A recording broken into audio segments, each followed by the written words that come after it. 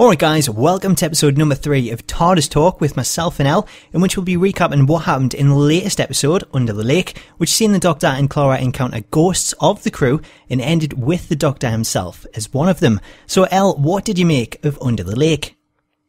I wasn't the biggest fan personally. I'm not really a huge fan of Toby Whitehouse's stories. For all they have really kind of good monsters, the story themselves either don't make that much sense or they're just a bit boring. I kind of get where you come from. It was really different to what we're seeing. I think we got spoiled in them first 2 episodes, and they're really hardcore for the fan base because we had the Daleks, Davros, everything that all the fans are really big up on. We sort of know the history from it. Where this, I guess really it was more of your classic Doctor Who episode, in the fact that it was more of a standalone story, so anyone could kind of sit down and watch it and work out what's going on along with the Doctor. Whereas the first 2 episodes, like I say, they were more geared towards the fans and kind of having that knowledge of Doctor Who. So it felt more like classic Who than new Who. I definitely agree. It had that classic element. I don't know. It just it wasn't as tightly knit as that the first 2. And I think the thing is, the first 2 was so good. I really wanted another good episode, so I didn't have high hopes. Yeah, I totally agree with you. I was hoping it would carry on the same kind of way and get them big storylines. But I guess in a way you kind of need to come down a little bit from that. It's this is kind of that. But I do like the fact that they've kind of kept the whole 2-part thing, and I think this is going to be something that we see across the series. What do you make of the 2-parters? Do you prefer these to your standalone episodes? Because there's quite a few people that are saying, the 2-parters, they kind of spoil it having to wait a week in between every single time. And they'd prefer to see them just all kind of wrapped up. So there's a lot of people actually, just kind of casual fans, that are waiting till the second part airs so they can watch both parts together. Do you like the 2 parts, or would you prefer it wrapped up in the same episode?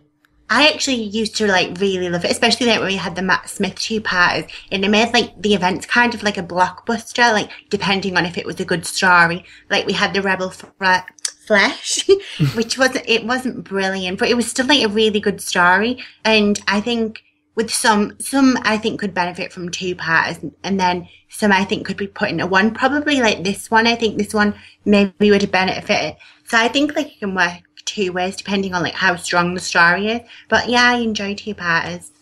Yeah, I think traditionally this kind of episode, it is one that could really have been sort of wrapped up in one. But at the same time, I really like these cliffhangers. I like the fact that we're getting these all this season. Because for me, some of the best parts about Doctor Who is kind of putting together these theories about what's going to happen and predicting it. So in between the sort of week where you're thinking, oh God, I've got another week to wait for the next episode, it gives you something to kind of pass the time, because you can always be thinking about, what is this mystery? How is it going to get solved? And with this episode, what's actually happening to the Doctor? How is he going to get out of this one? So I really like it. I'm preferring these at the minute. I don't know if it'll go like that as the season goes on. Because there'll be a point where something really big's happening and suddenly it ends and you've got to wait till next time. It's no! Yeah. I just hope they don't always end with a death. I know you pointed it out on Twitter, and I just hope it's not something they rely on for the rest of the 2-parters, because it will get old and it'll be we know he's going to survive or she's going to survive. We just need something a wow moment, maybe an army or something turning up to kill everyone. Yeah, absolutely. I don't know if we'd go through with killing everyone. But that kind of death element, it's something that's been in Doctor Who for quite a while now, especially with the Doctor, because we've kind of seen it with David Tennant towards his end of his run, the Doctor's death sort of impending, and everyone's sort of talking about the Oods kind of foreshadowed it, and then the same with Matt and sort of running out of lives, not having any regenerations left. And it's something that's continued over this season with the Doctor supposedly dying, sending out the confession dial. So it is a running theme at the minute. I think it's something that it's probably going to continue. And I think we might touch on sort of death again later on. But at the same time, I think like you just said, you kind of need something different for the cliffhangers. It can't be every single week. Yeah. Oh no, the Doctor's going to die again. I'm really enjoying this dark, deathly tone. Because usually, in the past, we've had a few jolly episodes, which are all good and fun. But I like the nitty gritty where you think, oh God, is anyone actually going to survive? Apart from the main characters, obviously. I kind of like that element, and it kind of makes for a better Doctor Who viewing for me personally. It does, yeah. It's more of a sort of grown up element. I mean, we do get the comedy stuff in there. I think when we had sort of Matt Smith in there, we got a lot more comedy. with like starting off with like fish fingers and custards and everything like that. But like with Capaldi, it's a bit different because it's going down a bit of a different route when it does come to comedy. What I did love was like the cards that they kind of brought in, just to give him like that human side and show him how to act in social situations. He's definitely like a social defunct doctor, put it that way. He is, absolutely. So it kind of fitted in with his doctor and the kind of personality of it. So like that was really cool to see. I think that's probably kind of the comedy that we're going to get throughout this series. And I think it's probably more of this like midlife crisis I think he's got going on. Yeah, it is as well. We touched on this last time about when he sort of come in on the tank with like the guitar and everything, these sonic sunglasses, which still haven't been stepped on. So it's a kind of running theme. I think that's what we're kind of going to get used to throughout the season. But I kind of like it. I like the way they're going with it. I will say that I kind of think it struck out that the Sonic wasn't in like this episode. Like there was a few moments where I thought, God, it would be really good if like he got the Sonic out just to like mess around like he usually does, like monitoring stuff. And it kind of like the sunglasses I think were only used once if I remember, and it was to say they had like Wi-Fi in them or something. Well, he did use the sunglasses when he looked at the markings on the inside of the spaceship. Yeah. So that kind of made sense to actually use glasses to look at that and wonder why the TARDIS wasn't automatically changing them so you could actually read it. It kind of fitted in there, but at the same time, you missed the screwdriver because when he had like the stasis chamber, you would expect him to have the screwdriver out, scanning it, see what it is. But we didn't get that. Kind of missed it. Yeah, like especially that sound as well. That sound alone's like iconic to the Doctor, and like he wasn't really like fair enough. Maybe he was just like scanning with the glasses, but how are we to know?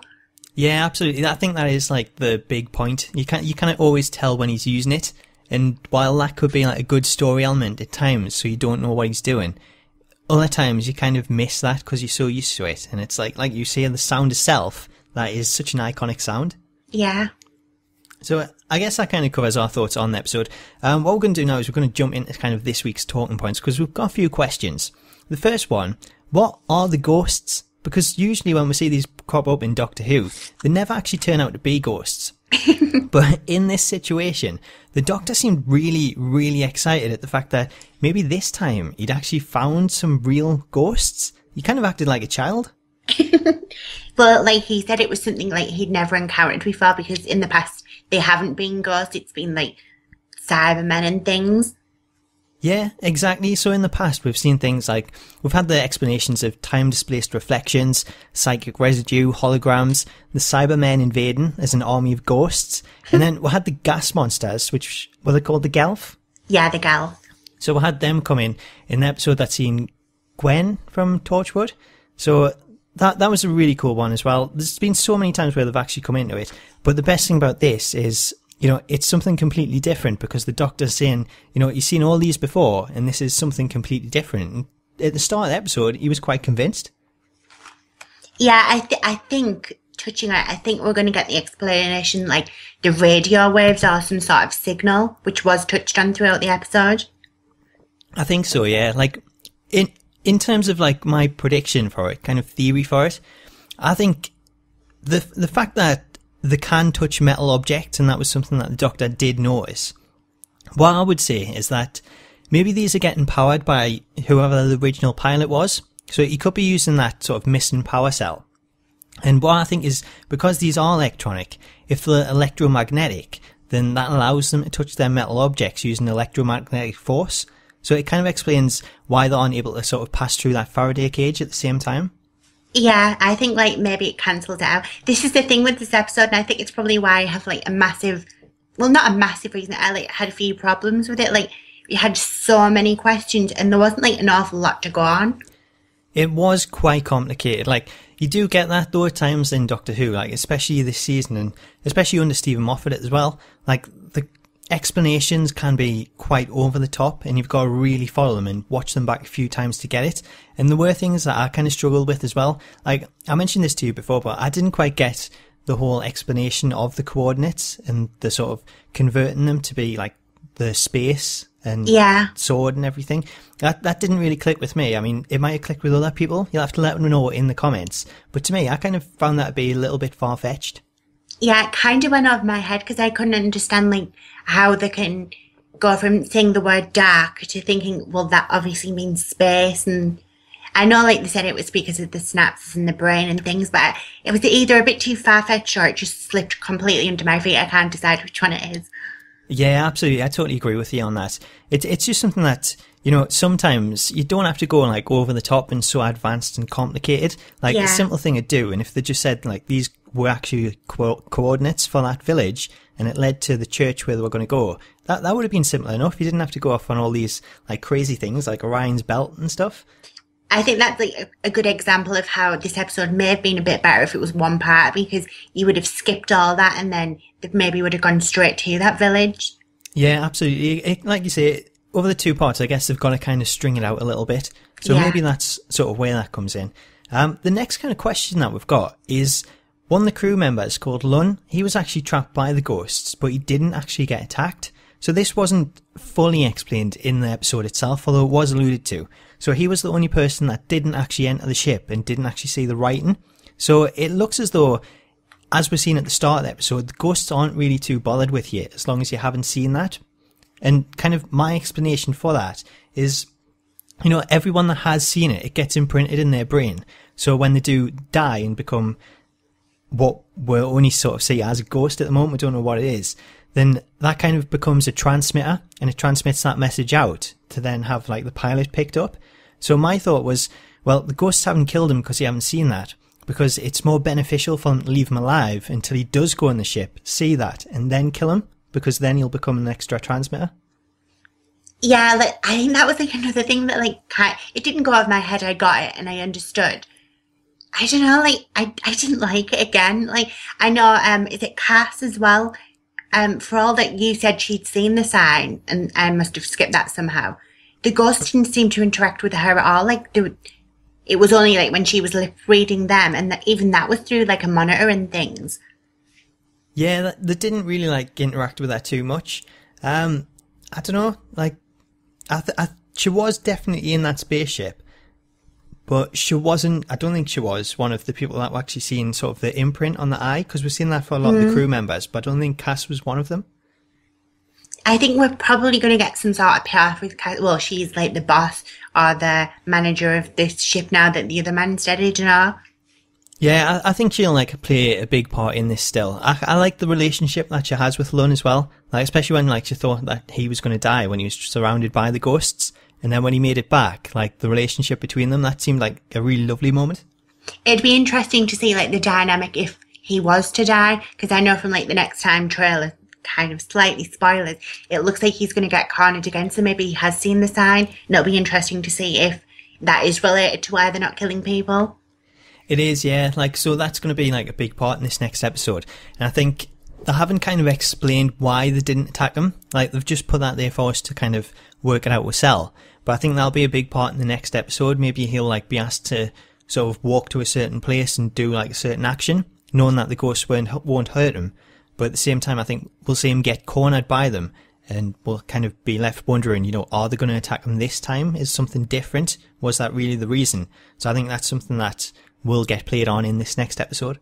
And it's yet again like another theme of mercy, like that we've seen last week. It is. That's a good point that you bring that up. So it's kind of another running theme that we've got in there. There definitely seems to be like a few so far throughout the series, so it'll be interesting to see if they too have like a concept of mercy.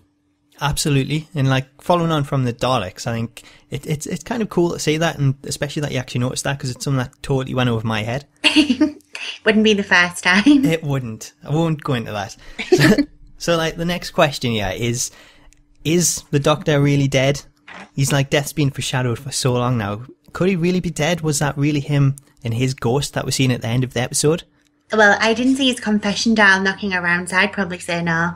That's a safe bet now. Unless we see that, we kind of know like he's going to be alright for another day. It's a good. I hadn't really thought about it until then, so I think that's probably a safe bet to say that he is alive. And well, we have got like another episode, so absolutely. I think it's a safe bet to say that he is alive. I mean, I think he's probably like, we don't know what happens like in terms of when he's gone back in time and what he's changed, but I think maybe he's controlling, or at least got the same kind of technology as like whatever's controlling these ghosts, to be able to control himself and make his own ghost. And what I kind of see is this giving a message to like Clara and the rest of the crew, so it can like maybe mouth some sort of instructions or something to tell Clara what to do, the same way that the other ghosts do. Because from the next time trailer, it doesn't look to be the same as the other ghosts. They all seem to be around him. So I think he's like slightly different, maybe on a different wavelength. Yeah, he seemed to be like off on his own. I know the others were trapped, but like there was a malfunction, so surely they can wander around, but he was on his own. Yeah, absolutely. And you know what I think is if he sends this ghost, it could like give Clara some instructions on what to do. And what we do have in there at the moment is this stasis chamber. So our next question really is what's in that chamber? And we'll have a couple of options. We could have the pilot in there, which is what they said throughout the episode. Or what I kind of think is maybe the Doctor's in there, because it gives them sort of a way to get back to the future from the past.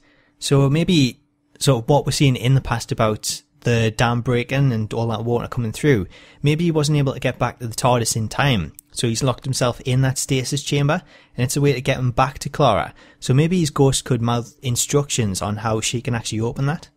I definitely put a bet on it being the Doctor. I think that it's the easy way to get out, like, of his death and things. It just means, like, what happens to the TARDIS is the TARDIS going to be somewhere floating around undersea, like, after the flood comes through and things. Absolutely. I think, like, the TARDIS could still be there, somehow.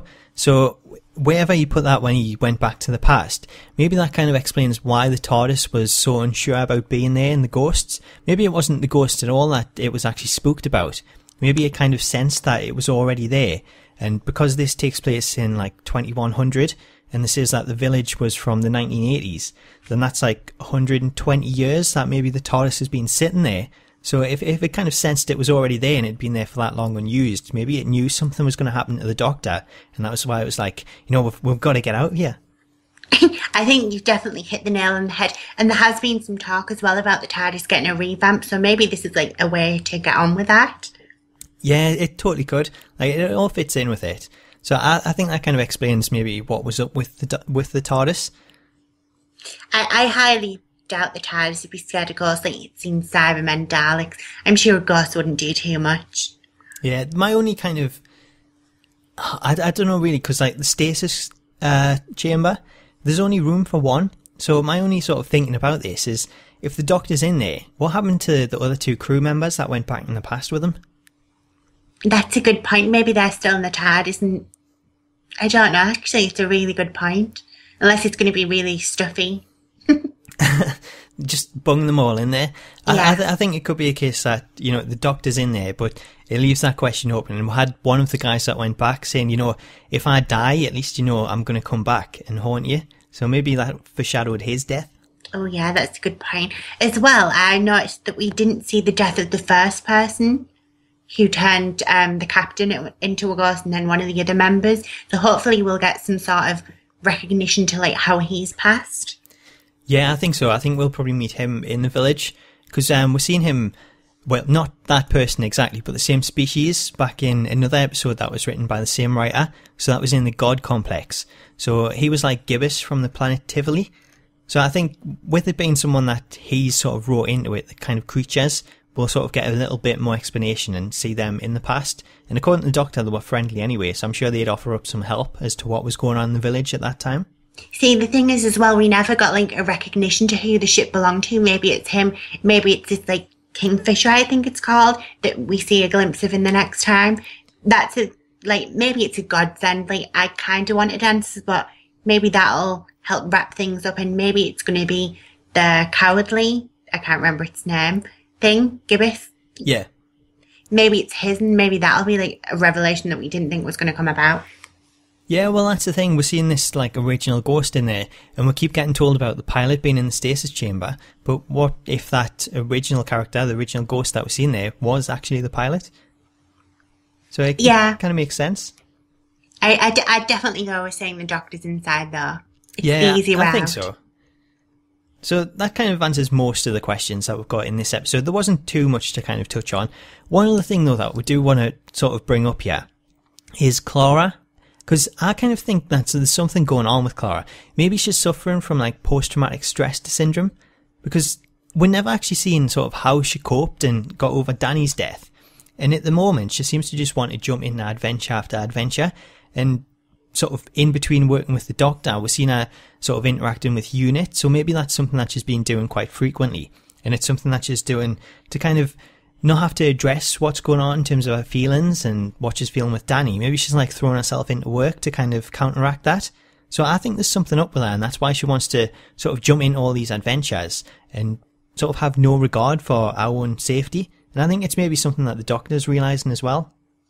Yeah, it's like a really interesting point. Like, I enjoy Clara, but you can definitely tell there's something going on in the background, maybe. I know I predicted that she was Missy last time, or she was some sort of evil incarnation, but I don't know, I've kind of like changed my mind. I think there's definitely something else going on.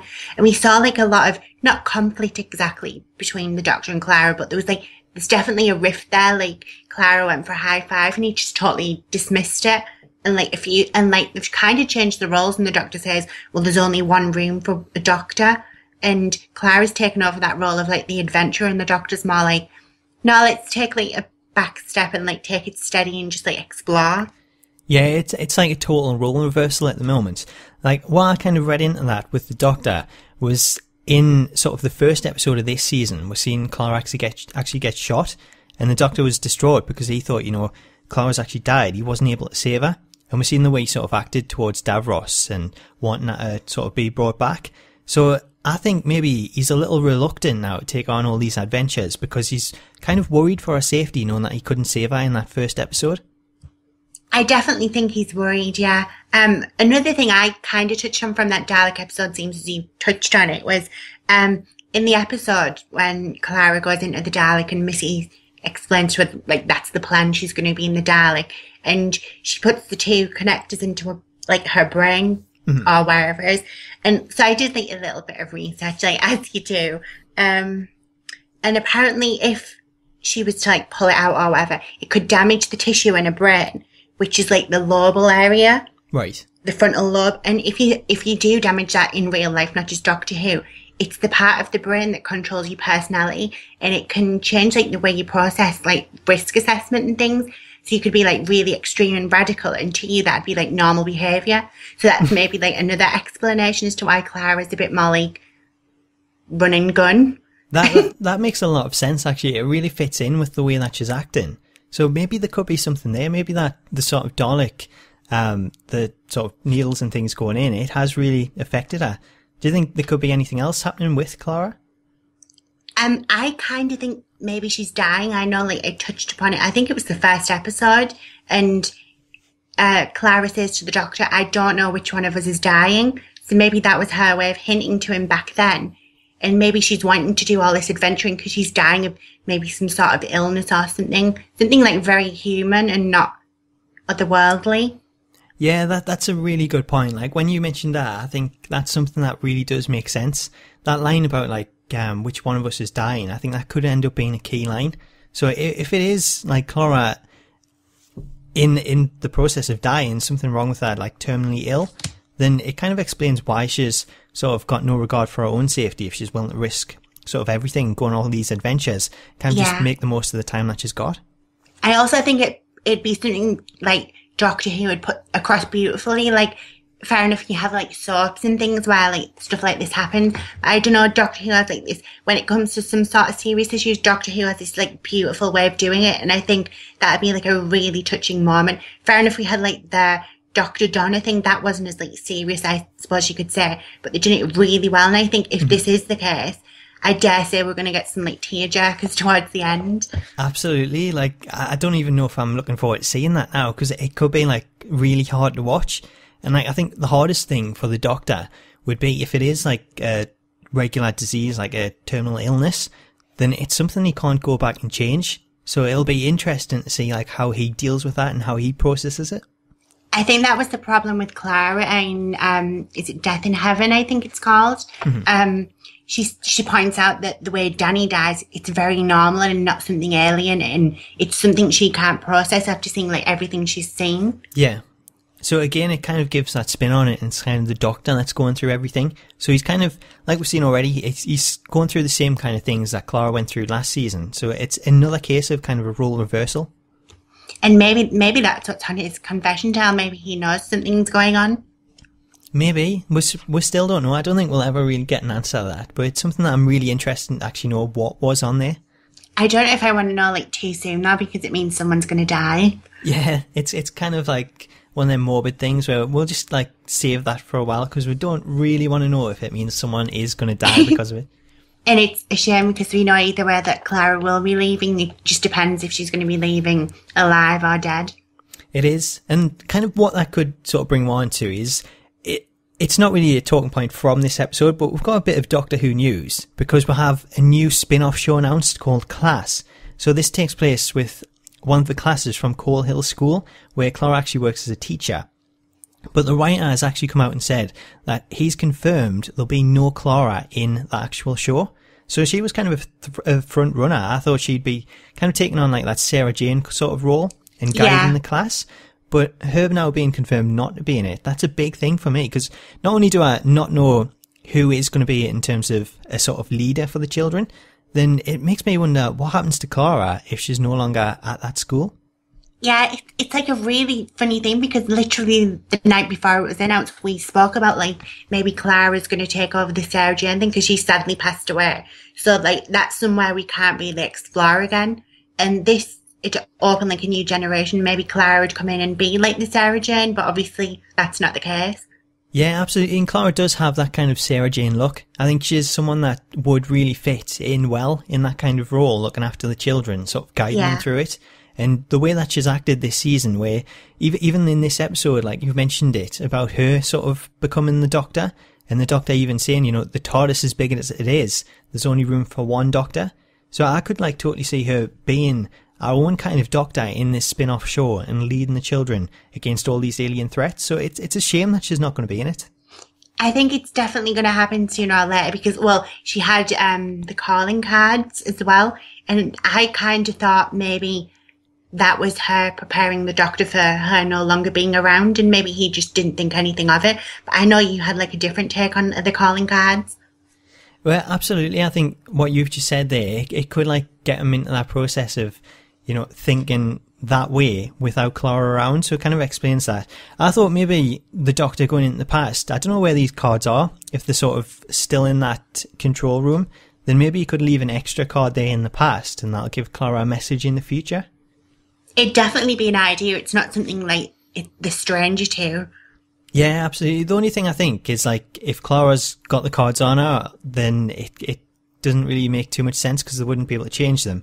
But if the Doctor's got them in the past, he could always leave one of them cards lying around. So I think that's a good way that could also sort of pass a message to the future.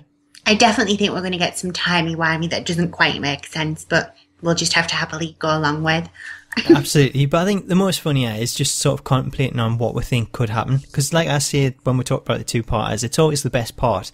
And I can't wait for next week's episode just to see how they resolve all this. I'm definitely looking forward to it. I think the character design for the Kingfisher, it looks phenomenal. It kind of reminds me of there's a bot on Resident Evil phone. It's like kind of like the spitting image. It is. And and the cinematography and things from the next episode looks amazing. Like when the flood's coming over, it just looks amazing. So it'll be interesting to see like if it holds up. Maybe it'll be better, and once things are explained, maybe I'll appreciate the first episode more. Yeah, absolutely. I think it'll definitely have that feeling. Once you get everything explained, it kind of all makes sense. And then I think you'll probably enjoy it much better, especially if you want to rewatch the two episodes sort of as one. Yeah. So one other thing that you actually noticed was at the start of the episode when they go into the canteen, there's actually a big painting on the wall. So that kind of shows sort of a big serpent type monster. What did you make of that? It kind of like made a moment, like it definitely focused on it, and it wasn't just like a one-shot thing. It went back to it a few times, and it was something that kind of stood out of place from like the rest of the environment. So, and then once you get a close-up of it, it kind of looks like the Kingfisher from the next episode. It does, like the head of it especially, it does resemble what we're seeing in the next time trailer. So I think it could sort of be a sign of things to come, or things that have already passed, I guess. And the serpent-like thing, being in Scotland, what I thought was maybe it could be sort of a nod to the Loch Ness Monster, but it is quite a way away from Loch Ness. So, I don't know, maybe we could see the monster itself turn into some kind of serpent and sort of meet up with them again in the future. Well, you see it with legs in the next episode. Maybe it like gets up on its feet and goes on to like the loch Yeah. So it could be. We've seen like other things sort of transform. We've seen like Colony Sarf become like a load of different snakes and one main one, as opposed to like one sort of human type being. So it's not something that we could really rule out. I think changing is a big possibility. Yeah, maybe that whole poster thing or mural, whatever the hell it was on the wall, maybe that's depicting the past. And if you look on the picture, there's like a boat. To me, it looked like a Viking ship, which kind of didn't match in with what like the people on the boat were wearing. So maybe that's the Doctor and the other two on the boat, and maybe they're going to like ride the wave out. Yeah, absolutely. And like you said, maybe this ship isn't belonging to that actual alien. Maybe it's the original one that we've seen in the past episodes. So maybe that sort of being the serpent-like looking thing, maybe that was already there in the first place. I definitely can't wait to see what it is, and I definitely think that mural or whatever has something to do with the Kingfisher and what we're going to see next week. Yeah, absolutely. I think that was a great spot. So I guess that brings us to the end of this episode, but let us know your thoughts on the episode itself and all the talking points that we've discussed, including your theories. So we want to know, what are the ghosts? Is the Doctor really dead? What's in the stasis chamber? And what are your thoughts on the newly announced spin-off show Class? So let us know your thoughts in the comments, or you can get in touch with us via Twitter. So you can tweet me at Smack Network. And you can tweet me at Revolution, which is REVELLEUTION. Cool. So make sure and let us know what you think. We'll look forward to hearing your thoughts. And until next time. See you later.